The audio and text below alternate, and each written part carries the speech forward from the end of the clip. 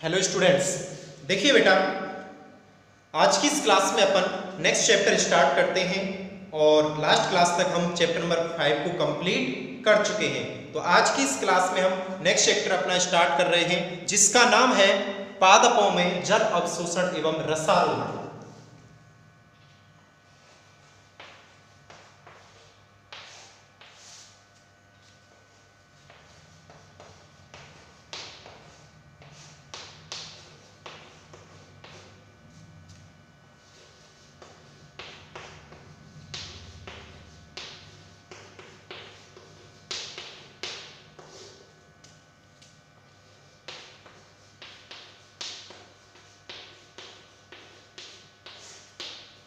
ठीक है बेटा, आप नेक्स्ट चैप्टर हेडिंग कीजिए पादपों में जल अवशोषण एवं रसारोहण।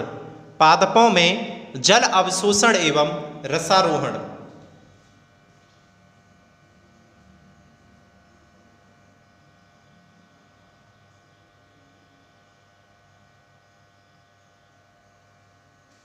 ठीक है बेटा, देखिए बेटा, अब समझिए अपने टॉपिकों को। एक्चुअल में इस चैप्टर को पढ़ने से पहले हम बात करते हैं जल के बारे में। एक्चुअल में जल होता क्या है बेटा, तो याद रखना है, जैसा कि मैंने आपको चैप्टर नंबर 5 में भी 2-4 इसकी प्रॉपर्टीज बताई थी कि जल क्या होता है, विलायक होता है।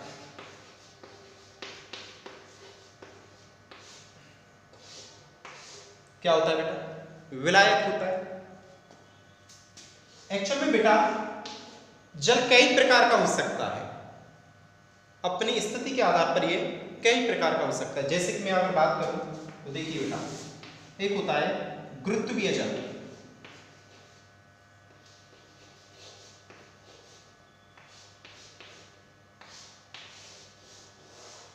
ठीक है, तो एक होता है बेटा केशिकीय जल।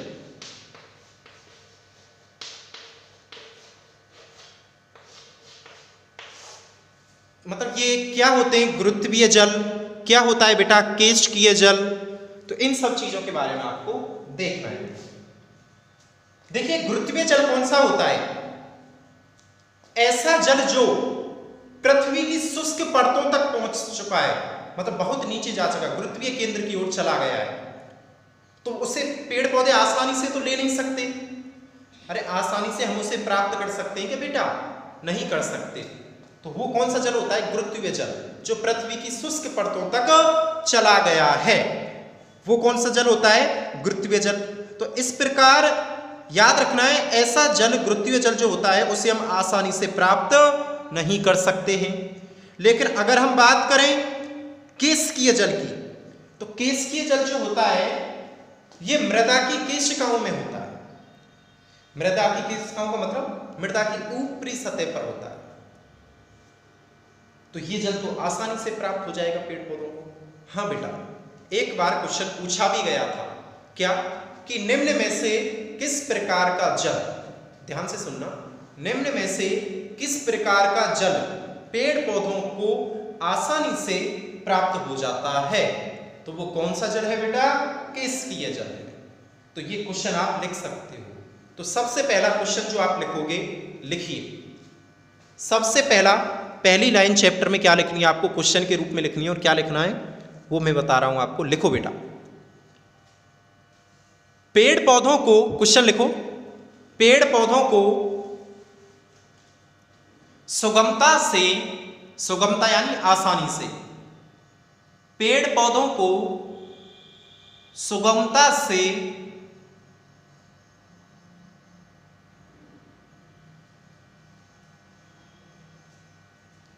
कौन सा जल प्राप्त हो जाता है। पेड़ पौधों को आसानी या सुगमता से कौन सा जल प्राप्त होता है।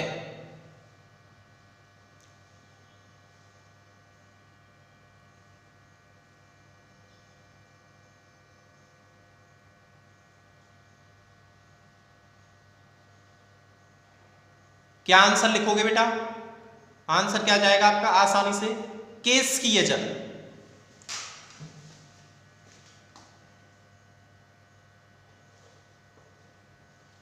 केशिकीय जल, क्या लिखोगे बेटा, केशिकीय जल।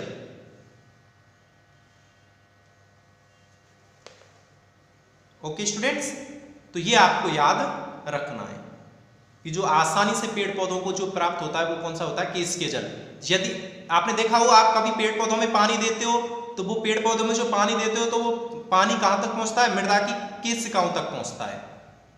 ठीक है बेटा, तो अब हम बात करते हैं पौधों के जल अवशोषण करने वाले अंग। अब जो हमारी नेक्स्ट हेडिंग होगी, पौधों के जल अवशोषण करने वाले अंग।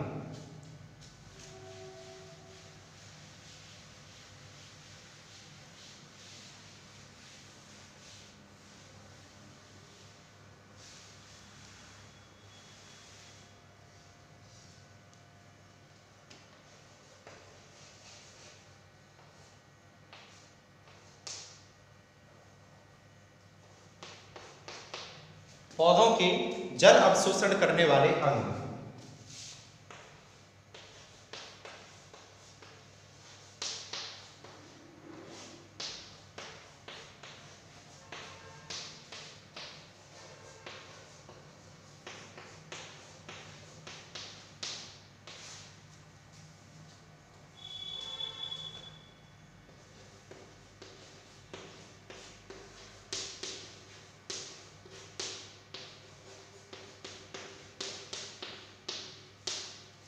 ठीक है बेटा, तो ये हेडिंग करनी है आपको, पौधों के जल अवशोषण करने वाले अंग।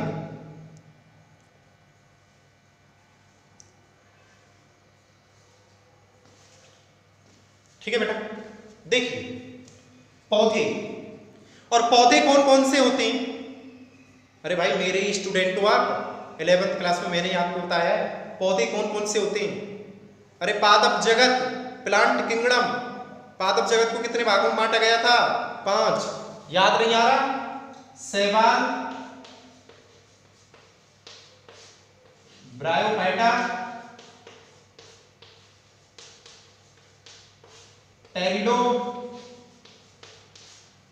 उसके बाद कौन कौन से थे, जिम्नो और एंजियोस्पर्म।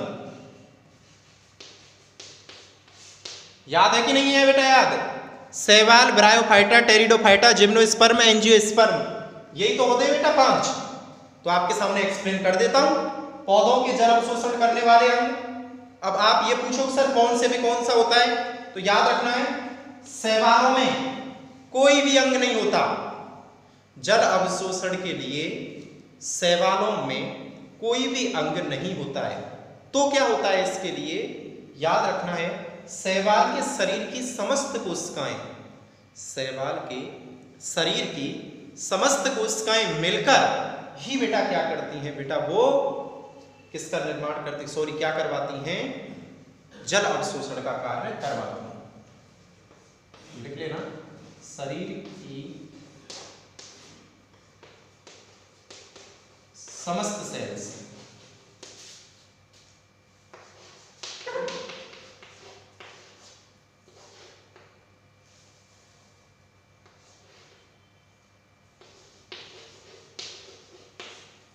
ठीक है बेटा, तो ये आपने लिख लिया होगा।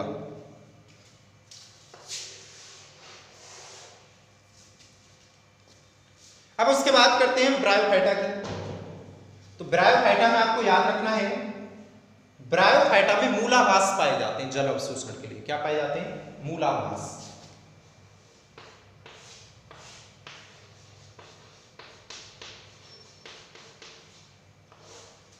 मूलाभास और टेरिडोफाइटा, जिम्नोस्पर्म और एंजियोस्पर्म, इनमें जल अवशोषण के लिए पूरा क्या होता है, सुविकसित मूल तंत्र होता है। क्या होता है, मूल तंत्र। तो ये आपने सभी के बारे में देख लिया कि किस में जल अवशोषण किसके द्वारा होता है और किस में जल अवशोषण किसके द्वारा होता है। फटाफट बेटा नोट्स बना लीजिए, पॉइंट बना लीजिए सभी को।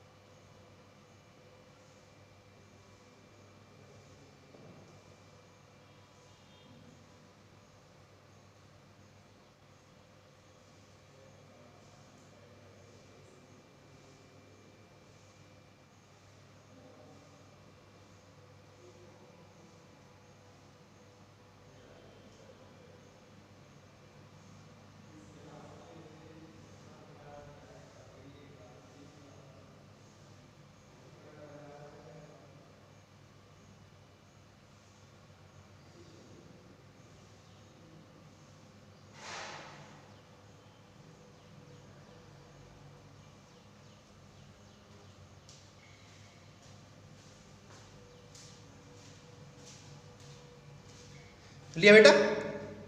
चलिए आगे देखते हैं हम।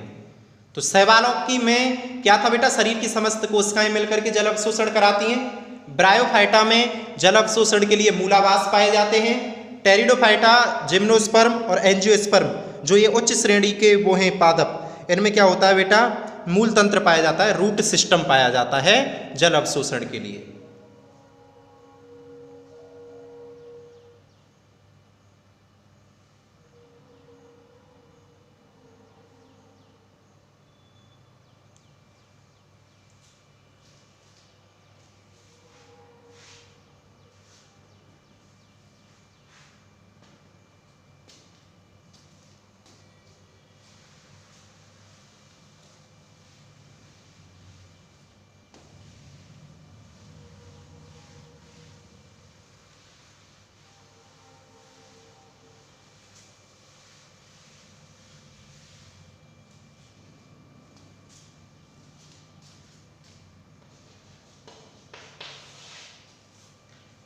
एक्चुअल में बेटा अब आप देखेंगे कि एक्चुअल में जड़ क्या है।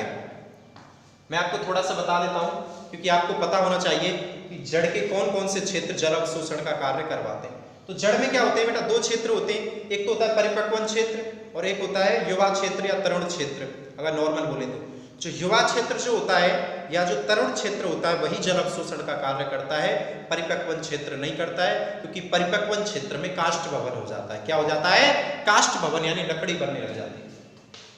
तो देखिए नेक्स्ट पॉइंट लिखिए एरो लगा के, नेक्स्ट पॉइंट लिखो, जल अवशोषण का कार्य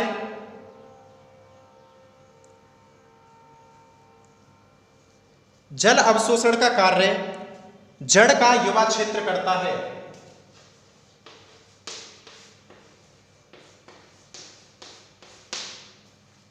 जल अवशोषण का कार्य जड़ का युवा क्षेत्र करता है।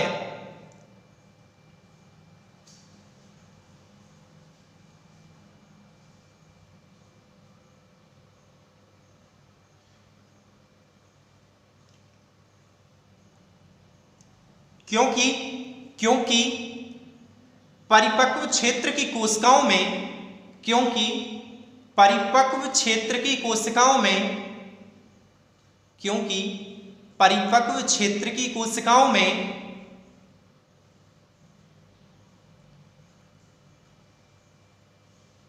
लिग्निन एवं सुवेरिन का जमाव होने से, लिग्निन एवं सुवेरिन दो पदार्थ होते हैं बेटा, लिग्निन एवं सुवेरिन का जमाव होने से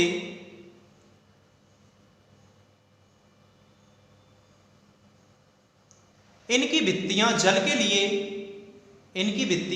के लिए अपारगम्य हो जाती हैं।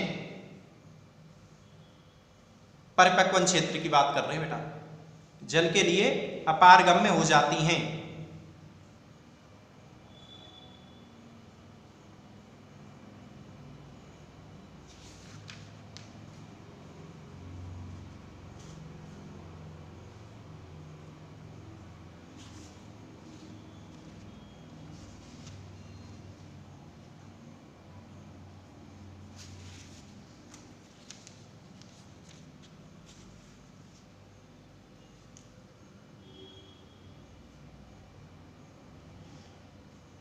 ठीक है बेटा, आगे लिखिए, जड़ के तरुण या युवा क्षेत्र को 5 भागों में बांटा गया है। इसको कितने भागों में बांटा गया है, 5।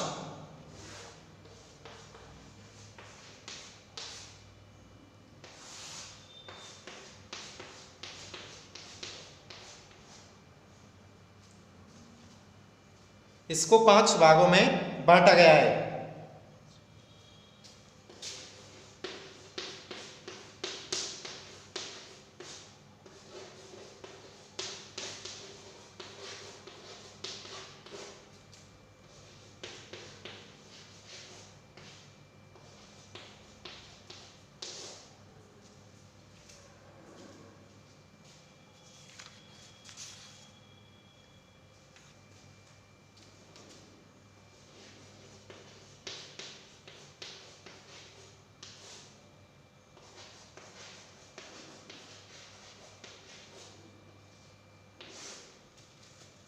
बेटा कौन कौन से हैं? मूल गोप, मूल सीड्स, दीर्घीकरण, मूल रोम और परिपक्वन क्षेत्र। पांचों क्षेत्रों के नाम लिख लो।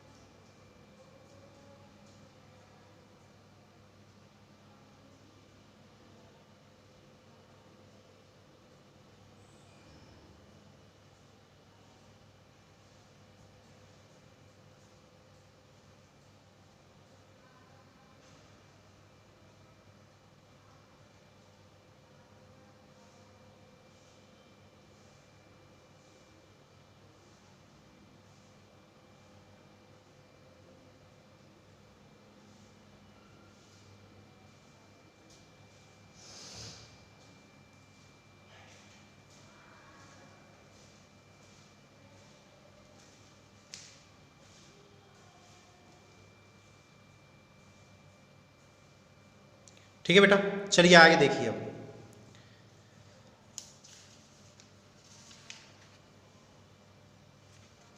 नेक्स्ट अब आप हेडिंग करोगे, वो करोगे जल अवशोषण की क्रियाविधि। बहुत ही इंपॉर्टेंट टॉपिक है।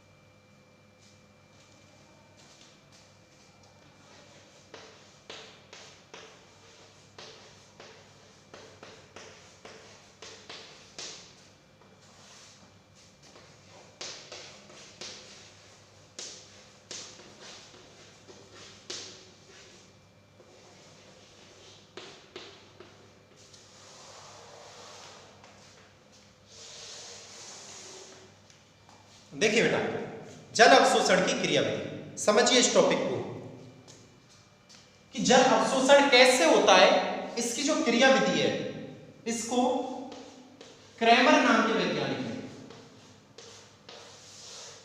वैज्ञानिक का नाम क्या था? क्रैमर। तो इस क्रैमर नाम के वैज्ञानिक ने दो भागों में बांटा। किसको? जल अवशोषण की क्रियाविधि। पहला क्या था? निष्क्रिय जल अवशोषण। क्या था? निष्क्रिय जल अवशोषण। और दूसरा क्या था? सक्रिय जल अवशोषण। ओके स्टूडेंट्स, निष्क्रिय जल अवशोषण और सक्रिय जल अवशोषण। ठीक है बेटा, लिखिए, यहां तक नोट्स बनाइए और बना करके पहला हेडिंग कीजिए निष्क्रिय जल अवशोषण।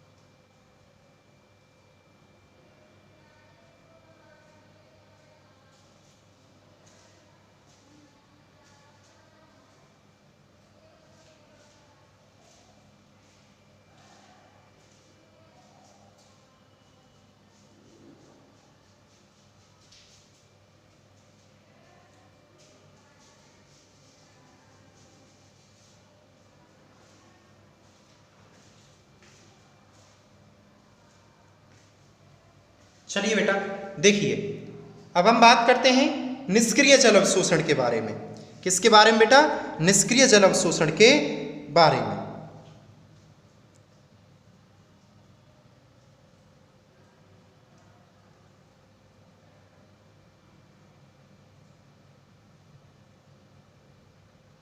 तो हेडिंग कीजिए बेटा निष्क्रिय जल अवशोषण की क्रियाविधि और लिखिए पौधों में जल अवशोषण की यह प्रमुख विधि है। आपने हेडिंग किया होगा निष्क्रिय जल अवशोषण की क्रियाविधि, निष्क्रिय जल अवशोषण की क्रियाविधि, और उसमें लिखो आप पौधों में यह जल अवशोषण की प्रमुख विधि है। निष्क्रिय जल अवशोषण में लिखना है आपको पौधों में जल अवशोषण की यह प्रमुख विधि है। पौधों में जल अवशोषण की यह प्रमुख विधि है।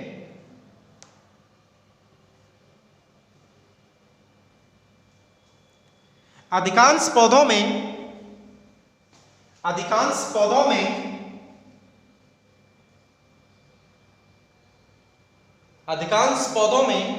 अवशोषित जल की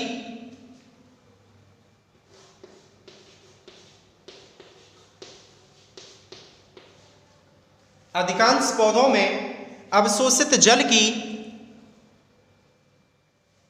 96 से 98% मात्रा 96 से 98% मात्रा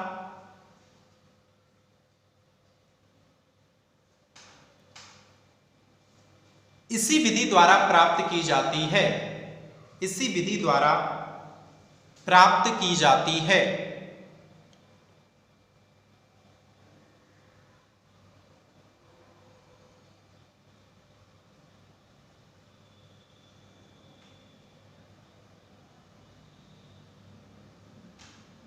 ओके स्टूडेंट्स, 96 से 98% मात्रा इसी विधि के द्वारा प्राप्त की जाती है।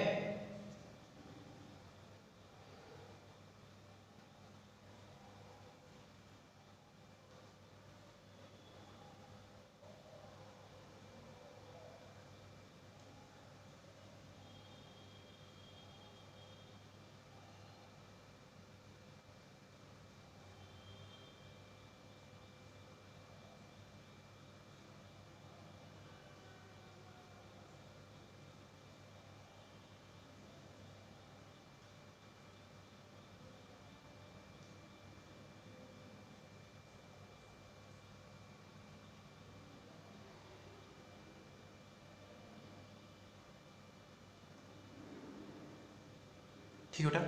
अगला जो पॉइंट है बेटा वो याद रखना है निष्क्रिय जल अवशोषण में ऊर्जा की आवश्यकता नहीं होती है, अर्थात एटीपी की आवश्यकता नहीं होती है।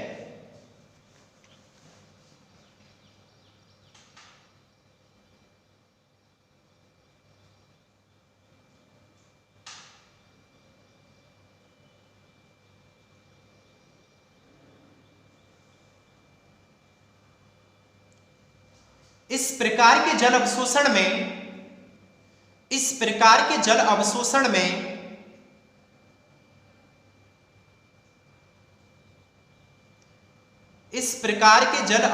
में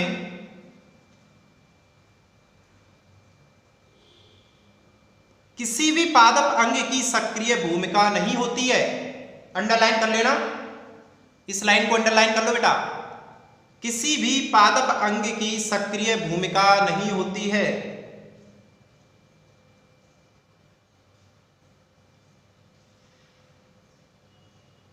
किसी भी पादप अंग की सक्रिय भूमिका नहीं होती है।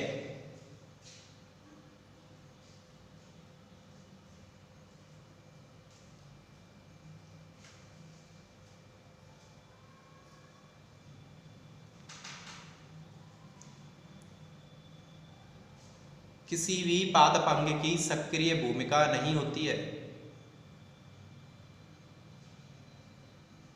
अब जब किसी भी पादप अंग की बेटा सक्रिय भूमिका ही नहीं है तो इसीलिए तो ऊर्जा की आवश्यकता नहीं है। यदि किसी पादप अंग की सक्रिय भूमिका होती तो ऊर्जा भी खर्च होती। तो इसलिए यही रीजन है बेटा, याद रखना है। तो किसी भी पादप अंग की सक्रिय भूमिका नहीं होती है। और निष्क्रिय जल अवशोषण, आगे लिखो, और निष्क्रिय जल अवशोषण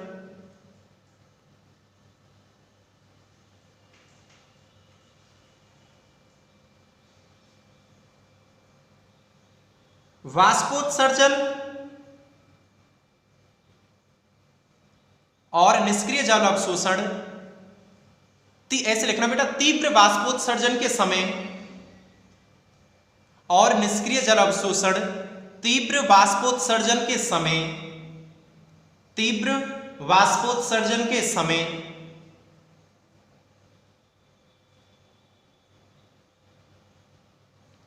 तीव्र गति से ही होता है और निष्क्रिय जल अवशोषण तीव्र वाष्पोत्सर्जन के समय तीव्र गति से ही होता है।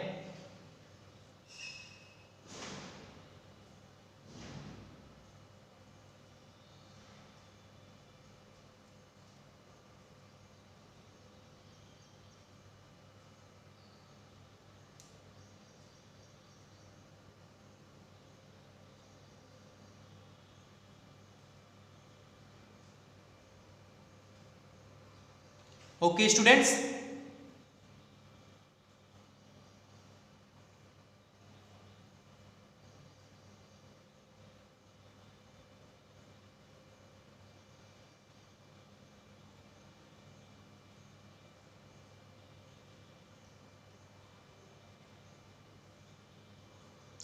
तो इस प्रकार निष्क्रिय जल अवशोषण की क्रिया समाप्त हो गई है बेटा।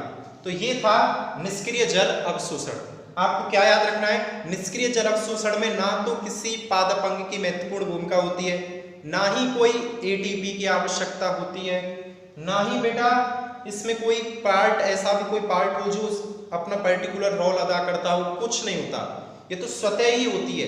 अगर वाष्पोत्सर्जन ज्यादा होगा तो बेटा, वाष्पोत्सर्जन ज्यादा होगा तो पेड़ पौधों में पानी की कमी आएगी, तो उनमें खिंचाव उत्पन्न होगा, तो वो स्वतः ही जमीन से पानी को खींच लेते हैं। तो ये तो होता है निष्क्रिय जल अवशोषण। और प्रमुख विधि है, कितने से कितने प्रतिशत होती है, 96 से 98% होती है। याद रखना है आपको, निष्क्रिय जो जल अवशोषण की जो क्रिया विधि है ये 96 से 98% होती है। तो जल अवशोषण, हम टॉपिक क्या पढ़ रहे हैं, जल अवशोषण की क्रिया विधि। क्रिया विधि को कौन से वैज्ञानिक ने, क्रेमर ने। कितने पार्टों में बांटा है, 2 में, निष्क्रिय जल अवशोषण और सक्रिय जल अवशोषण। निष्क्रिय जल अवशोषण को हमने पढ़ लिया है। अब हम नेक्स्ट क्लास में कौन सा टॉपिक पढ़ेंगे, सक्रिय जल अवशोषण। अरे कौन सा पढ़ेंगे बेटा, सक्रिय जल अवशोषण। तो याद रखना है, अगली क्लास के लिए टॉपिक करके छोड़ दो बेटा, सक्रिय जल अवशोषण। क्या टॉपिक कर दोगे बेटा, सक्रिय जल अवशोषण की क्रिया विधि, सक्रिय जल अवशोषण की क्रिया विधि। ये आपका नेक्स्ट क्लास का क्या है बेटा, टॉपिक है, याद रखना।